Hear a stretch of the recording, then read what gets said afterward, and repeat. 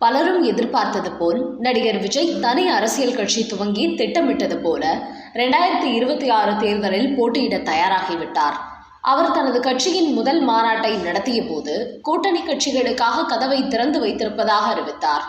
அப்படி தன்னுடைய கட்சியை தேடி வரும் கூட்டணி கட்சிகளுக்கு ஆட்சி அதிகாரத்திலும் நிச்சயமாக பங்கு தரப்படும் என்று ஆசையும் காட்டினார். அரசியலை பொறுத்தவரை யாரும் இப்படி வெளிப்படையாக இதுவரை அறிவித்ததில்லை. அதே சமயம் இப்படி வெளிப்படையாக அறிவித்து விட்டார்களே, நமக்கும் அதிகாரத்தில் பங்கு கிடைக்குமே என்று யாரும் உடனடியாக நாங்கள் விஜய் கட்சியுடன் கூட்டணி சேர்கிறோம் என்று சொல்லவும் இல்லை. காரணம், தேர்தலுக்கு இன்னும் சில மாதங்கள் இருக்கின்றன. அதனால் யாரும் அவசரம் காட்ட விரும்பவில்லை. ஆனாலும் விஜயின் இந்த அறிவிப்பை மையமாக வைத்து அதிமுக மற்றும் திமுக இரண்டு கட்சிகளுடனும் கூட்டணி சேர விரும்புபவர்கள் விஜயை ஒரு தூண்டிலாக பயன்படுத்தி தாங்கள் இருக்கின்ற கூட்டணியை மிரட்டி கொஞ்சம் கூடுதலாக இன்னும் அதிக சீட்டுகள் வாங்கலாம் என்கிற வேலையையும் பார்க்க துவங்கியிருக்கிறார்கள். ஒருவேளை தாங்கள் எதிர்பார்த்த சீட்டுகள் கிடைக்காவிட்டால் விஜயுடன் கூட்டணி சேர்ந்து விடலாம் என்பதும் இரண்டு கூட்டணிகளில் ஏற்கனவே இருக்கின்ற சில கட்சிகளின் எண்ணமாக இருக்கிறது. ஆனால் அவர்கள் அதை வெளிப்படையாக அறிவிக்கவில்லை. விஜய் தங்களது கூட்டணிக்கு வருவார் என அதிமுக ரொம்பவே எதிர்பார்த்தது. அப்படி அதிமுகவுடன் நடந்த பேச்சுவார்த்தையில் அப்போது பேசிய தமிழக வெற்றிக் கழகத்தின் பொதுச் செயலாளர் புஷி ஆனந்த் எடுத்த எடுப்பிலேயே தங்களுக்கு 2/1 சீட் கொடுக்க வேண்டும், அதாவது 80 தொகுதி வரை போட்டியிட சீட்டுகள் கொடுக்க வேண்டும் மற்றும் துணை முதல்வர் பதவி கொடுக்க வேண்டும் என ஆரம்பத்திலேயே அதிகப்படியான நிபந்தனைகளை விதித்தார். இதனால் கடுப்பான எடப்பாடி பழனிசாமி அப்படி ஒன்றும் விஜயுடன் இணைய வேண்டிய தேவை இல்லை என்று முடிவெடுத்து அதன் பிறகு மீண்டும் வலிய பாஜகவுடன் சேர்ந்து தனது கூட்டணியை அறிவித்தார். இருந்தாலும் இன்னொரு பக்கம் விஜய் தங்கள் கூட்டணிக்கு வருவார் என அதிமுகவில் 2ஆம் கட்ட தலைவர்கள் கொஞ்சம் நம்பிக்கையுடன் இருந்தனர்.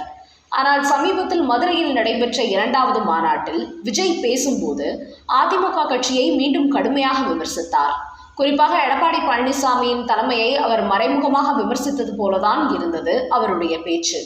இதனால் அதிமுக தரப்பினர் அவரை சுத்தமாகவே கை கழுவிவிட்டு பாஜகவுடன் தங்களது கூட்டணியை உறுதிப்படுத்தி வேலைகளை ஆரம்பித்து விட்டார்கள். இன்னொரு பக்கம் பாஜக அதிமுக கூட்டணியில் பாமகவும் தேமுதிகவும் இணையுமா என்கிற கேள்வி இப்போது வரை சந்தேகமாகவே இருக்கிறது. காரணம், பாமக 2ஆக உடைந்து அது அதிமுக பக்கம் போகிறதா திமுக பக்கம் போகிறதா என்கிற குழப்பம் தற்போது வரை நீடித்து வருகிறது.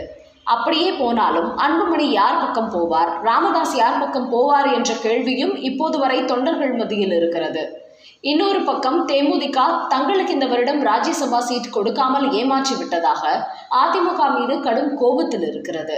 ஆனாலும் 2026 ராஜ்யசபா சீட் கொடுக்கப்படும் என்று எடப்பாடி தரப்பிலிருந்து எழுதி கொடுக்கப்பட்டு அவர்களை சமாதானம் செய்யும் முயற்சியும் நடந்தது.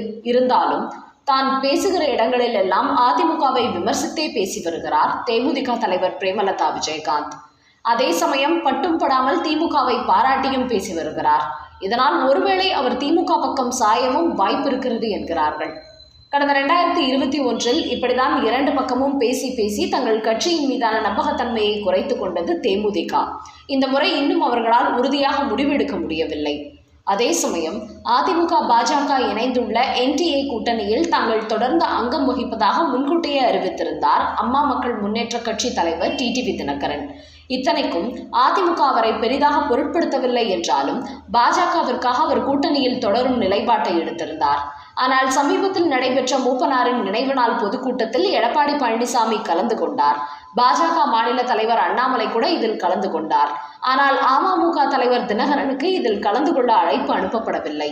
அதாவது எடப்பாடியார் இருக்கும் மேடையில் தினகரன் பங்கேற்றால் நன்றாக இருக்காது என்கிற காரணத்தினால்தான் தினகரன் தவிர்க்கப்பட்டார் என்று சொல்லப்படுகிறது.